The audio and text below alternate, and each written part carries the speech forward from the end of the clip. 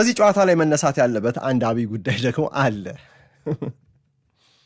ዩናይትድ በ11 ተጫዋች አልጨረሰም።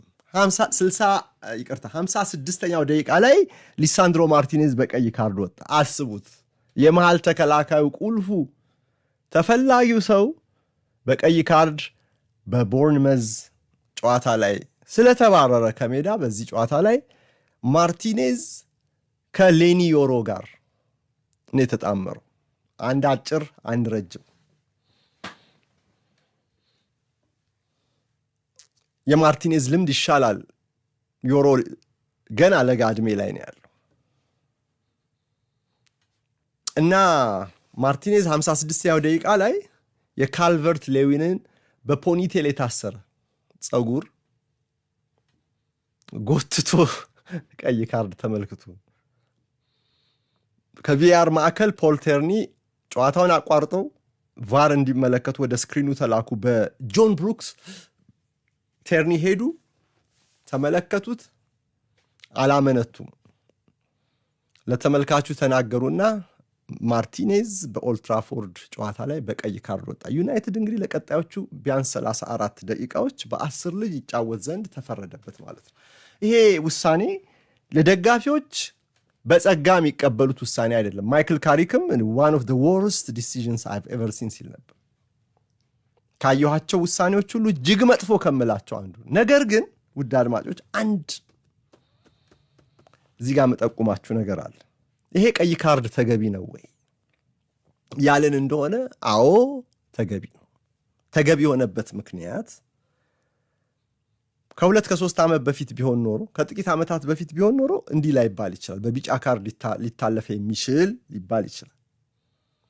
ነገር ግን ታስታውሱ እንደሆነ በዲሴምበር 2022 ክሪስቲያን ሮሜሮ ማርክ ኩኩሬያን ይሄ ጆፍ የሚል ጸጉር ያለውን ስፔናዊ ቼልሲ ተከላካይ ጸጉር ፍጹም ቅጣት ምት ሳጥን ውስጥ ጎትቶ የጨዋታው አርቢትር አንቶኒ ቴይለር ነበሩ።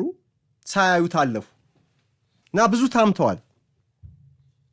ከዛ በኋላ አርቢትሮች በዚህ ጉዳይ ላይ ጥንቃቄ እንዲያደርጉ መመሪያ ተላልፎላቸዋል። መመሪያው ደግሞ ምን መሰላችሁ? ጸጉር ለጎተተ ቀይ ካርድ ምዘዝ የሚል ነው። ይሄን አረጋግጥ እንጂ ከሆነ ቀይ ካርድ ምዘዝ የሚል ነው። ለዚህ ነው ማይክል ኪን እና ቶሉ አሮካዶሬ ኤቨርተን ከወልቭስ ሲጫወቱ ኪን በቀይ ካርድ የወጣው የአሮካዶሬን ጸጉር ስለጎተተ ነው። እና አሁን ባለፉት ዓመታት ረጅም ዓመታት ልምዳችን ከሆነ ይሄ ቀይ ካርድ ላይሆን ይችላል። አሁን ግን ያው መመሪያዎች ተቀይረዋል። እንደዚህ ያሉ ጥፋቶች በቀይ ካርድ እንዲቀጡ ፒጂኤምኦኤል ለአርቢትሮቹ አሳስቧል። ማለፍ አይችሉም። በቪአር አዩት፣ ልክ ነው፣ ጎትቷል። ጉተታው ጠንካራ ነው ስስ ነው አላውቅም፣ ግን ጎትቷል። እንደውም እንደኔ እይታ ማርቲኔዝ እንደውም በሆነ ኢነርሺያ ወደኋላ እየተሳበ ነበረ አካሉና ሚዛኑን የጠበቀው ይሄንን ጸጉር ጎትቶ ነው የካልቨርት ሌዊን። ነገር ግን ካልቨርት ሌዊን በራሱ ብልጥ ስራ ሰርቷል። ራሱ መጀመሪያ እኮ የሊሳንድሮ ማርቲኔዝን አንገት አንቆ ነበር፣ ያዝ አድርጎ ነበር። ከዛ በፊትም አንዳንድ እንቅስቃሴዎች ላይ የዩናይትድ ተጫዋቾች ጥፋት እንዲሰሩ ልምድ እንዳለው አጥቂ አንዳንድ ቴክኒኮችን ሲጠቀም ነበር፣ ዳርክ አርት እና የእርሱ ይሄም አቀራረብ ሊሆን ይችላል። እንደ ማርቲኔዝ ያሉ ግልፍተኛ ተጫዋቾችን በቃ ጸጉር ሊስቡ ይችላል። ጸጉሩ ደግሞ እንዴት ነው የተዘረጋ አይደለም፣ ታስሯል እኮ ለመያዝ ይመቻል፣ ላያያዝ ይመቻል። እና ጎተተው ስስም ቢሆን አጎታተቱ በደንብ ሆን ብሎ ጠንካራ እንዲመስልም ይመስለኛል። ካልቨርት ሌዊን ወደኋላ ጭንቅላቱን ልክ እንደተሳበ ሆኖ ወደኋላ አዘንብሏል። ከዛ ወደቀ እና ምልክት አሳየ ማለት ነው ለመሳቡ።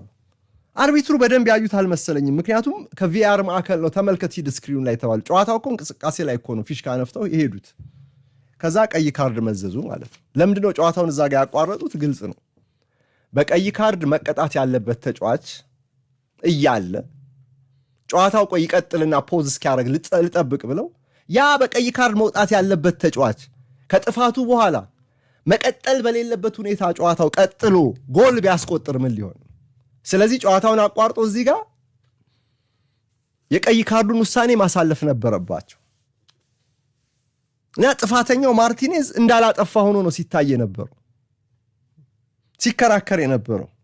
በቃ አለማድረግ ነው። ከተደረገ ሰበብ ምንም አይጠቅምም። እና ማይክል ካሪክ ደግሞ በኒውካስል ሲሸነፍ ተጫዋቾቹ ላይ እንደ ጮኸ መልበሻ ቤት ውስጥ ያ የሌለ ግልፍተኝነቱ እንደወጣ መነገሩ ይታወሳል። እና አንዳንድ ጊዜ ሁኔታው ጫና ውስጥ ያሳድሩና ቀዝቃዛውን ሰው ቱግ ሊያደርጉት ይችላሉ። ስለዚህ ድህረ ጨዋታ ከዚህ በፊት አይተን የማናውቀውን አይነት አስተያየት ነው ትላንት የሰጠው። መጥፎ ውሳኔ፣ እጅግ መጥፎ፣ አይቼ የማላውቀው ነው ያለው። እስከዛሬ ካየኋቸው መጥፎ ከምላቸው አንዱ ነው ያለው። ይሄ መመሪያ ስታዲያ ሳያውቀው ቀርቶ ነው አይመስለኝም። እና በአርቢትሮች ላይ ውሳኔዎችን ልክ ነው ልክ አይደለም ከማለታችን በፊት አከራካሪ የሆኑ ጉዳዮች ላይ መመሪያዎቹ ምን ይላሉ የሚለውን ማየት ያስፈልጋል። ይሄ ሲዝን ሲጀመር ወይም ያለፈው የውድድር ዘመን ሲጀመር አዲስ የውድድር ዘመን በተጀመረ ቁጥር የሚሻሻሉ የሚጠብቁ የሚላሉ መመሪያዎች አሉ። መመሪያ ነው ያልኩት፣ የጨዋታ ህግ አይደለም። ዋናዎቹ ህጎች በአይኤፍኤቢ እና በፊፋ የሚቀየሩ ናቸው። እነዚህ ግን እንደ ሁኔታው የሚስተካከሉ ግን አሉ። ለምሳሌ ኳስ የማዘግየት ጉዳይ በፕሪሚየር ሊግ ጥብቅ በቃ ጥፋት ሆኗል። አሁን ለቀይ ካርዱ ሊዳርግ ይችላል። ለቢጫ ካርድ ቀጥሎ ቀይ ካርድ። የአርሰናል ደጋፊዎችን ባለፈው ሲዝን ሲያበሳጩ የነበሩት እነዛ 3 ውሳኔዎች ከዚህ መነሻነት ነው። መመሪያዎች ይሻሻሉ። ያ ማለት ካቻምና ላይሰራ ይችላል፣ አምና ግን ስራ ላይ ውሏል። ወይም ደግሞ አምና ስራ ላይ አልዋለም፣ ዘንድሮ አዲስ መመሪያ ሆኖ ሊመጣ ይችላል እና በየሲዝኑ የሚሻሻሉ መመሪያዎችን የዳኝነቱን ማየት አስፈላጊ ነው። እኔ እንኳን ዳኝነቱን ጉዳይ እየተከታተሉ ሳይሆን ከኢንስትራክተር ሽፈራው የካፍ ኢንስትራክተር ሁልጊዜም ስለሚከታተል ከሱ የተማርኩት ነው። እሱ በሚሰጣቸው ማብራሪያዎች ነው እንደዚህ አይነቱን ነገር እንጂ ዳኝነት ራሱን የቻለ ሌላ ትኩረት የሚፈልግ ሌላ ሙያተኛ የሚጠይቅ ጉዳይ ነው። ስለዚህ በዚህ እንስማማ። መንሱር ልክ አይደለም በሉኝ ከፈለጋችሁ ዩናይትድ ደጋፊ፣ ምክንያቱም ለደጋፊ የሚመች ውሳኔ አይደለም። ነገር ግን ዩናይትድ ማርቲኔዝ ከወጣ በኋላ ደከመ ወይ? አልደከመም። እንዲያውም ጥረታቸው በጣም ነው የጨመረው። ማስረጃ ላቅርብ። ከቀዩ ካርድ በኋላ ከቀይ ካርዱ በፊት ብለን የጎል ሙከራዎችን ካየን ከቀይ ካርዱ በኋላ የማንቸስተር ዩናይትድ የጎል ሙከራዎች ይበዛሉ።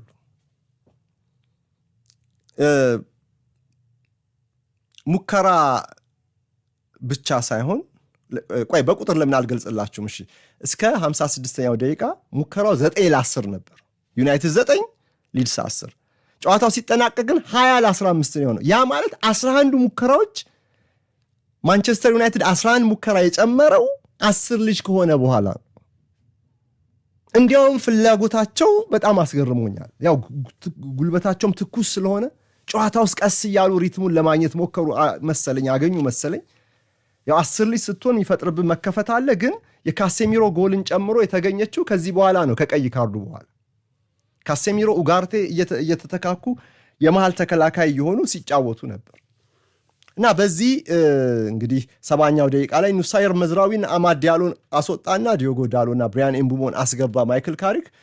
በዛው ጥረቱ ሁሉ ቢቀጥልም ግን ጎል ሳያገኝ ዩናይትድ 2-1 ተሸንፎ ሊወጣ ችሏል።